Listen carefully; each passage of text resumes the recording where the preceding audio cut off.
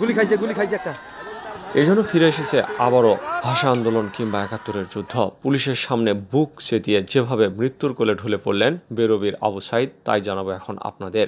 কোটা আন্দোলনকারীদের সঙ্গে সংঘর্ষে পুলিশের গুলিতে রংপুরের বেগম রোকেয়া বিশ্ববিদ্যালয় বেরবির এক ছাত্র নিহত হয়েছেন। ওই শিক্ষার্থীর নাম আবু সাইদ, তার বয়স ২৫ বছর। মঙ্গলবার দুপুর ২:৩০টার দিকে ক্যাম্পাসের সামনে এই ঘটনা ঘটে। আবু সাইদের মৃত্যু সংক্রান্ত কয়েকটি ভিডিও ফুটেজ আমাদের হাতে এসেছে। ভিডিও ফুটেজে দেখা যায় পুলিশের সাথে সংঘর্ষ চলাকালীন আবু সাইদ পুলিশের গুলির মুখে এসে হাত মেলে দাঁড়িয়ে থাকেন। এক পর্যায়ে পুলিশের গুলি খেয়েও দাঁড়িয়ে থাকার চেষ্টা করেন তিনি। এই দৃশ্য দেখে আন্দোলনকারীরা প্রথমে সাইদুলকে সরিয়ে নিতে চাইলে এই শিক্ষার্থী সরে যাননি, কিন্তু বেশিক্ষণ নিজেকে স্থির রাখতে পারেননি তিনি।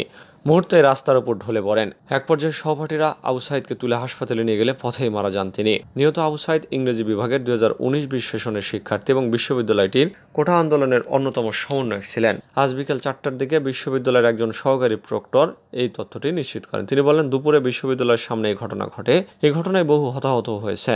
এদিকে রংপুর মেডিকেল কলেজ থেকে মৃত্যুর বিষয়টি নিশ্চিত করে বলা হয়েছে, নিহত আবু সাইদের বাড়ি রংপুর জেলার পীরগঞ্জ উপজেলায়। প্রত্যক্ষদর্শী সূত্রে জানা যায়, দুপুরে কোটা আন্দোলনকারীরা রংপুর শহরে বিশ্ববিদ্যালয়ের ১ নং গেটে অবস্থান নিলে সেখানে পুলিশ তাদের ছত্রভঙ্গ করতে কয়েক round tear shell, rubber bullet ছোড়ে। এ সময় সংঘর্ষে জড়িয়ে পড়ে দুই পক্ষ। এতে এক পর্যায়ে গুলিবিদ্ধ হয়ে মারা যান আবু সাইদ। এ সময় পুলিশের সঙ্গে ছাত্রলীগ, যুবলীগের নেতাকর্মীরাও অংশ নেন বলে জানা গেছে।